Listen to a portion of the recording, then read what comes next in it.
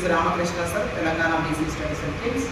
So ఇప్పుడు మనం చదువుతుంది విభిన్న ప్రదేశాలలో పెరిగే మొక్కలు, అవి అలా పెరుగుతున్నప్పుడు వాటిని పిలిచే పేర్లను మనం చెక్ చేస్తున్నాము. చూడండి ఒకసారి. ఫస్ట్ థింగ్, నీటిలో పెరిగే మొక్కలు, వీటిని మనం హైడ్రోఫైట్స్గా పిలవడం జరుగుతుంది.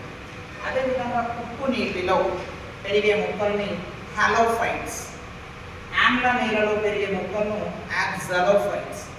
నెక్స్ట్ వచ్చేసి మంచులో పెరిగే మొక్కలు క్రయోఫైట్స్, కాంతిలో పెరిగే మొక్కలు హీలియోఫైట్స్, ఎడారిలో పెరిగే మొక్కలు జెరోఫైట్స్, ఇసుకలో పెరిగే మొక్కలు సామోఫైట్స్, నీడలో పెరిగే మొక్కలు సియోఫైట్స్, మీడియం ఎన్విరాన్మెంట్ మధ్య రకమైన వాతావరణంలో పెరిగే మొక్కలు మీసోఫైట్స్, రాళ్లపై పెరిగే మొక్కలు లిథోఫైట్స్, రాళ్ల సందుల్లో పెరిగే మొక్కలు చాస్మోఫైట్స్, బంజర్ భూముల్లో పెరిగే మొక్కలు chersophytes. And the final one, different types of plants, అంటే ఇతర మొక్కలపై పెరిగే మొక్కలను ఎపిఫైట్స్గా పిలవడం జరుగుతుంది.